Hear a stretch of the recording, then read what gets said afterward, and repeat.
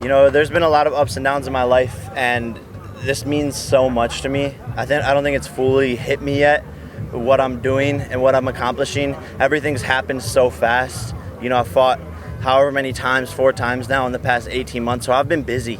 I haven't really had time to reflect. That's why at the workout just now I was sort of just looking around, like this is the city that built me, crafted me into who I am, and I was trying to soak it all in because I don't think you live moments like this twice. This is a once-in-a-lifetime opportunity to come back to my city and have a massive fight and to put on an amazing show and to inspire the young kids here. So it's been a crazy journey, and I feel like it's so much has happened, but I also feel like I'm just starting. And lastly, Jake, a moment like this, it doesn't come from most athletes. What is it that you consider yourself to be right now in Cleveland? Is it a fighter? Is it a celebrity? Is it a celebrity boxer? I think just a hometown hero, you know. Not many kids, you know, make it out of this city and do big things. And I want to prove to them that they can. And I want to put on an amazing show, knock this guy out, and go down in the history books. You know, not many fights have happened in Cleveland. So hopefully we can make some history here, and this one can be remembered forever. How confident are you feeling ahead of this weekend? I quite literally couldn't be any more confident. You know, this is what I do it for. This is game time, show time. I love this part. This is the fun part. The hard work is done, and I know how good I am. I know how sharp I am, and I'm feeling better than ever. Do you think when there's a guy like Tyron, his level of experience, it's almost impossible for him to not overlook you, right? Because he's been a world champion, so he's going to assume he's got that experience to beat you. Do you think it's even possible for him to really know how good you could be? Yeah, look, I think that's a big detriment to him. The fact that he's a bit delusional. I think genuinely, just like his friend Ben Askren thought, oh, this is just a YouTuber. He can't be that good. And that will be a part of his demise. This is the toughest fight that Woodley has ever had. And I mean that on my mom's life. And I hope he trained like that, but my guess is that he didn't. Jake, when you started in boxing, a few UFC events recently, have you thought about maybe inviting Dana White to this one? You know, I don't think Dana would come, man. You know, we go back and forth at the end of the day. He's always talking about me. I'm always talking about him. He's trying to discredit what I'm doing. You know, one moment he loves Tyron Woodley and he's a 5-time UFC champ, and Dana White's saying he's the greatest welterweight ever. And then boom, 12 months later, he sucks. Jake Paul's fighting him, blah, blah, blah. You know, so he's just trying to discredit anything that I do, which, of course, that's what I would do if I was in his position. He's a smart guy. Where does that story end? Does that end with you fighting a UFC fighter who's currently on their roster? I think it ends with me running into him in a club in Vegas and knocking him the fuck out.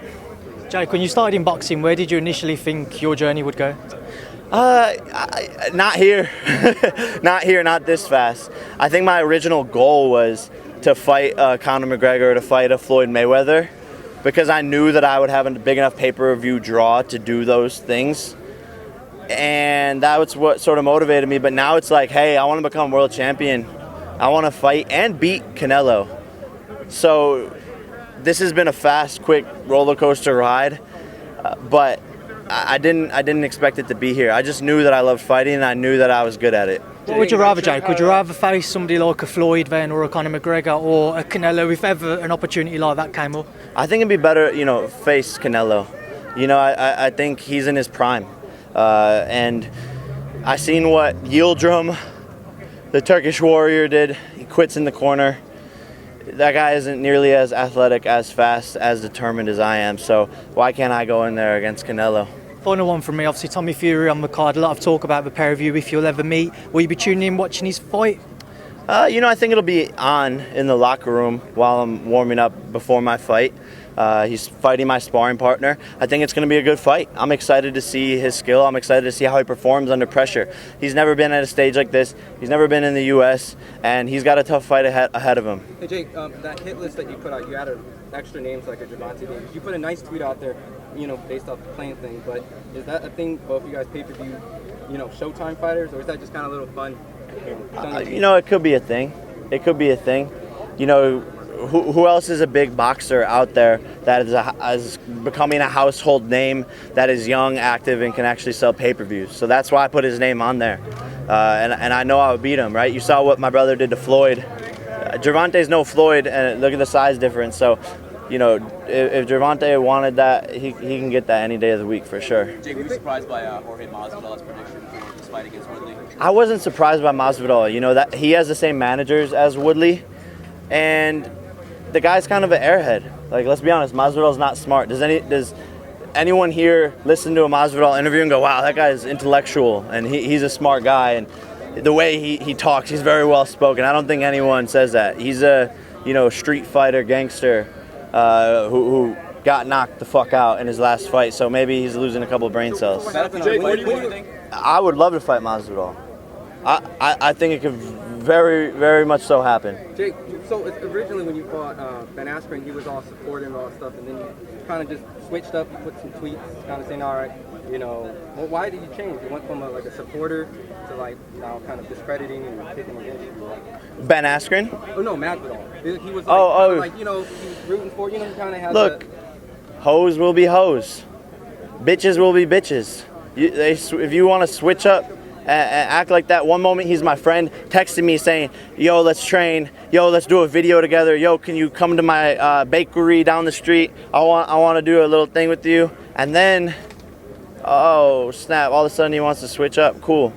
That's not how I was raised, not here in Ohio. If I'm your friend, I'm your friend, but if he wants to switch up, hoes will be hoes. Where do you want Tyron to get his tattoo? Oh man.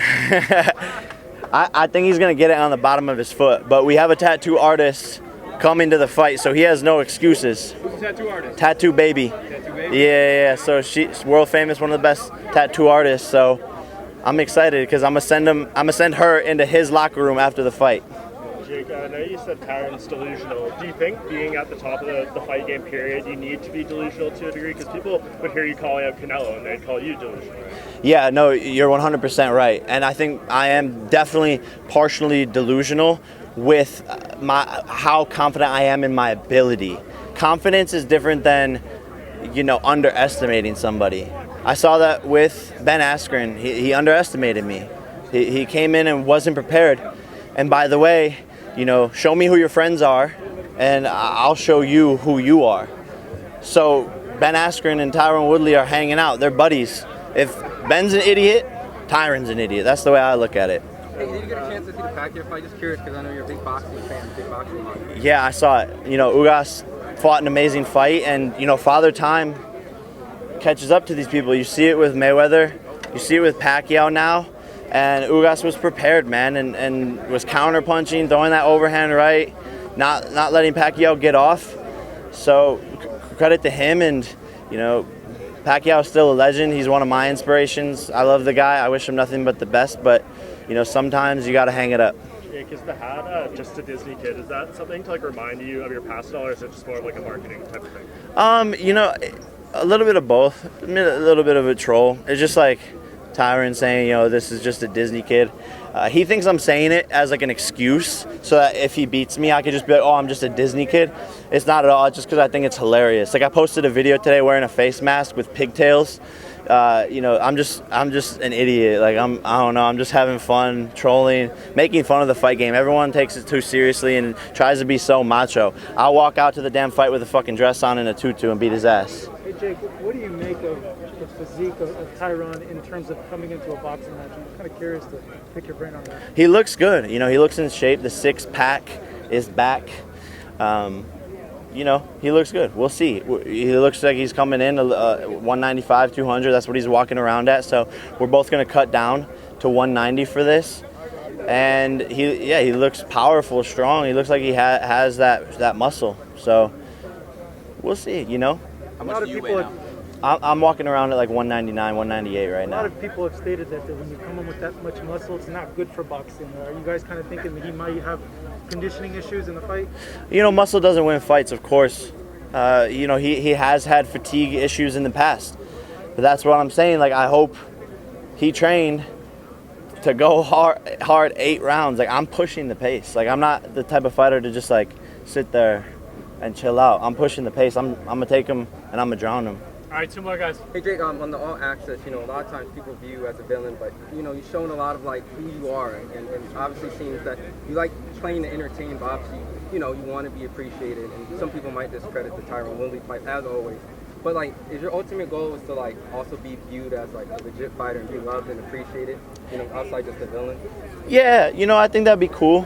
I'm just gonna be me, and people can turn it in and see and interpret it however they want to interpret it. But I'm always going to be me. I'm having fun, and I think the people, the legends, the OGs, the smart ones, the Mike Tysons, the Evander Holyfields, the Charlo brothers, they've all shown me love. They've all shown me respect. They've all sort of taken me under their wing. And, the boxing community, I think, will see that, okay, this kid is just doing it a little bit differently, but I respect it. I want boxing to take over MMA, the NFL, the NBA. We want violence. Everything's getting soft. Football, you can't hit to the head. You can't hit below the knees. What the fuck is that? We want violence. This generation is all about authenticity, and everything's going down, getting more boring, and fighting's getting more exciting.